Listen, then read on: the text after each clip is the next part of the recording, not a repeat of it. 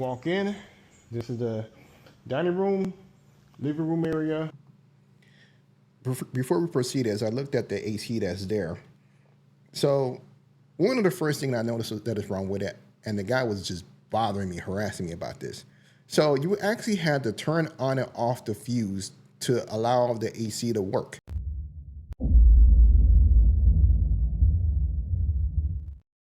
What up, this is Solo Traveler ORD, back with another video review, and this time with this review, I'm going to go over my trip that I did this past week.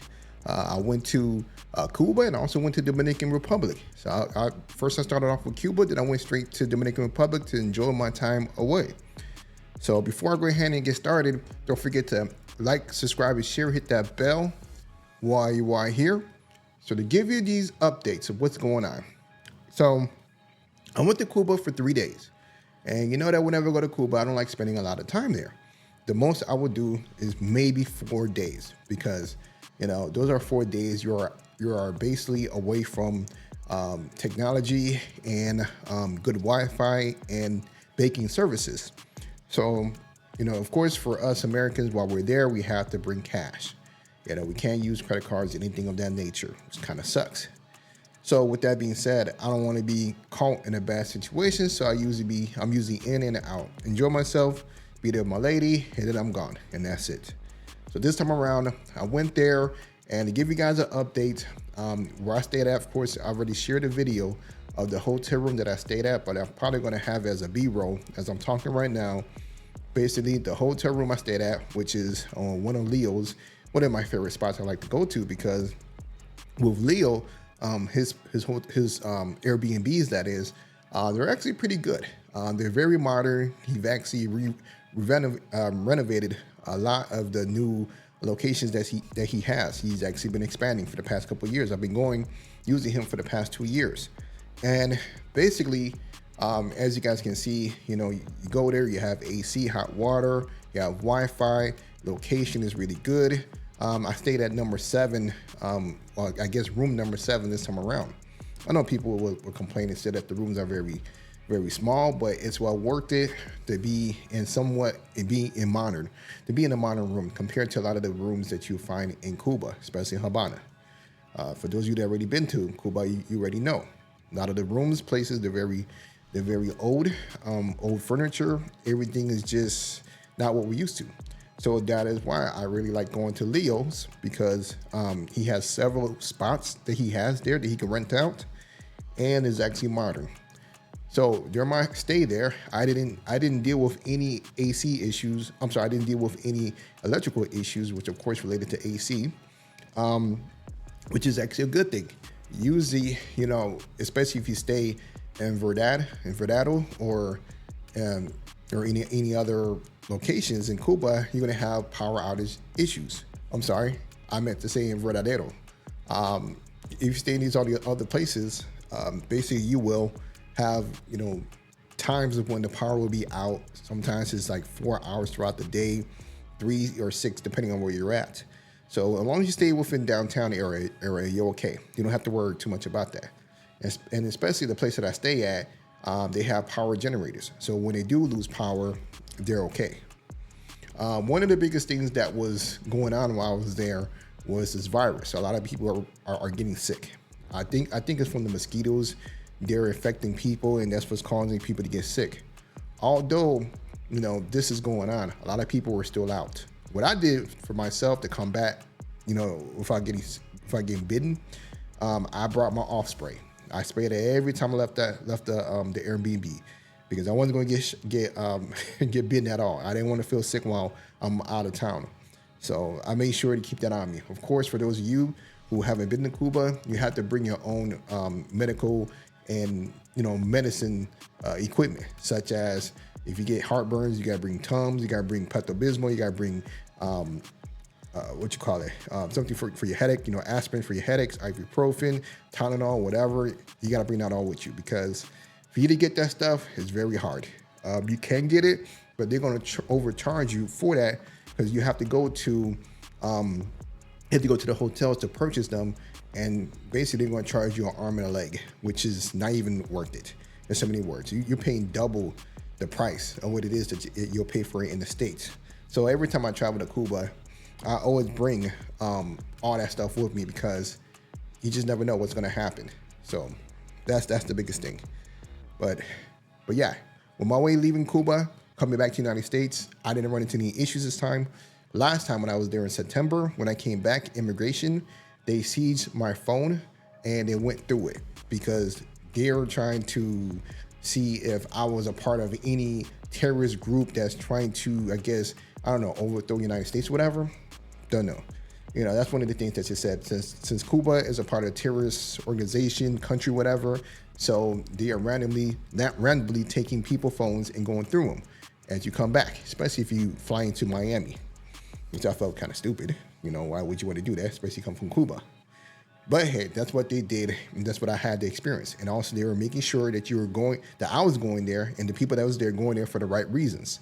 If you actually went there for what is listed, the permitted reasons, then you're okay. And you actually had to show that reason that you went there for was valid. If not, they're going to try to fine you money. So, but that's something to look out for if you do plan to go to Cuba. Now, the second half of my trip, I went to Dominican Republic. Been a while since I've been there. Just went there to go kick it with some friends and have a good time. And one thing I'm gonna say is that I went to Punta Cana. First, I flew into Santo Domingo. Then I drove over to Punta Cana, and I stayed there for another day, and then I left. So I'm gonna start off with the Airbnb. I tell you, boy, the guy that I chose to be with, it was, I'm not gonna lie, it was on the low. It was pretty cheap, cheaper than most. So I was like, okay, well, you know, it's cheaper than most. It might be because of the fact that how far it is, you know, from everything, from the outside entertainment. And I'm like, that's fine, because I have a car. I've dealt with this before. This is not the first time I've stayed at an Airbnb in Punta Cana where it was far from everything. And the reason why it was cheap is because it was far. And I always keep a car whenever I'm in Dominican Republic. So when I get there, you know what? I'm gonna show you guys the video. And then I wanna show you guys my complaint, or at least present to you guys my complaint, all the issues I dealt with. So without further ado, let me go ahead and show you guys first the Airbnb information, and then I'm gonna show you guys the video. So beware, if you do see this here, be careful. Proceed with caution, so I'm gonna say, because these are some Dominican hustlers that are trying to, you know, get extra money. And this is how it looks like when you go to check out this actual Airbnb site of what it is. It looks nice from the outside, which is cool. You know what I mean? I'm looking at it, I'm like, okay, you know, this looks fine. Nothing really, you know, too much wrong with it until you get there. So when you get there, that's when you start noticing the details, the issues. So I'm gonna show the video of my first initial reaction of being there. Then I'm gonna give you guys some more detailed information. I'm gonna show you guys this villa that I have here in Punta Cana. This is it, in the middle of nowhere. Of course, I got the car right here. Walk in, this is the dining room, living room area. Before we proceed, as I looked at the AC that's there, so one of the first things I noticed that is wrong with it, and the guy was just bothering me, harassing me about this.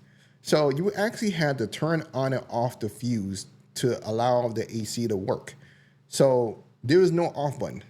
It doesn't work at all. You have to turn off the fuse so that it will turn off. And if you keep it on for a long time, the owners of the unit, they will come complain to you and start harassing you, telling you to turn it off. But what gets me even more is that they want you to pay $10 for the electricity. So not only did I pay $10 for electricity for my stay for just 2 days, but this guy had the nerve to complain to me about me overusing the AC, but you making me pay for electricity. So I'm like, get off my line. I don't care. Right now I'm waiting for the power to be turned on. Like I said. This right here, the kitchen. Comes with 2 rooms. Okay. This is the master room. Or bathroom. My other complaint. So the toilet wasn't working right. So the first time I flushed the toilet, the water went down, but no water was actually being pushed into the tank itself. So what I did was I actually got a bucket or a cup and started filling up the tank with water myself. And I complained to the host. I'm like, yo, this is not working. What's going on with this? Finally, he came over and he tells me that he shows me that I actually had to lift the lid and I actually had to play with the floater to make the water work. So not only is the AC jacked up, me having to have to use the fuse, because if you don't do the fuse, the AC will continue work. Will be on all day long. Now I have to play with the actual toilet itself. I'm like, come on, man. This is becoming to be too much of an inconvenience. Oh, and no hot water. Like I said, I need the power. And then room number 2 right here.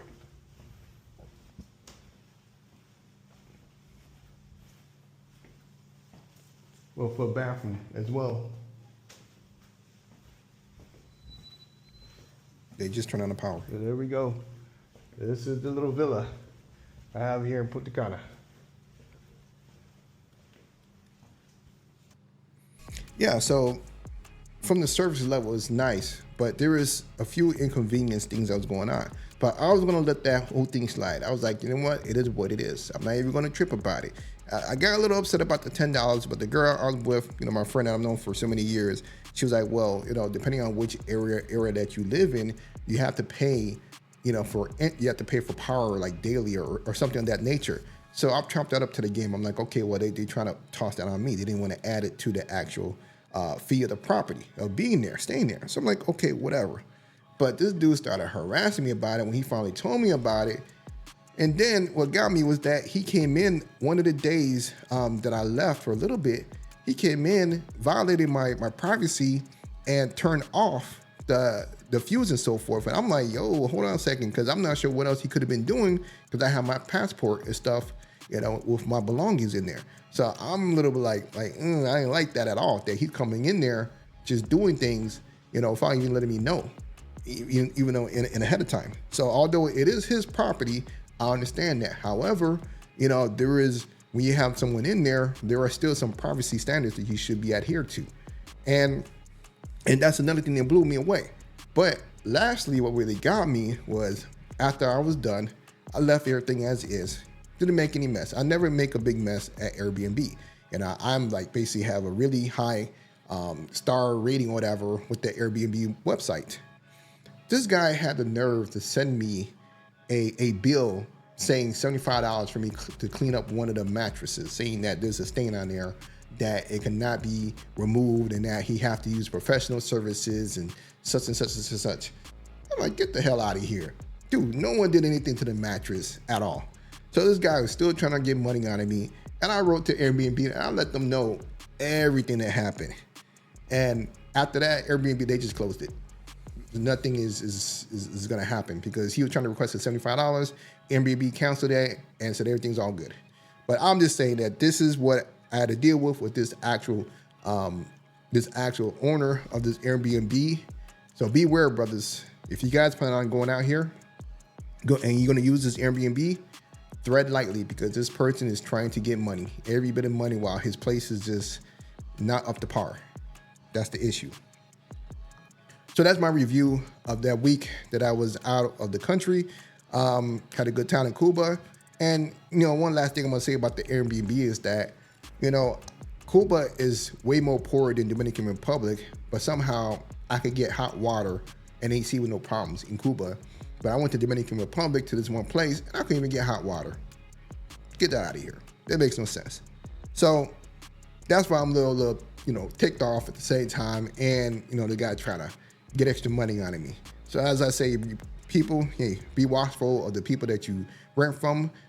Out of all the places I've actually been to all over the world, I have never, ever had to pay for electricity, just to have it turned on for me when I'm staying there. Never, no matter any other country. But of course, it had to be Dominican Republic, full of shit.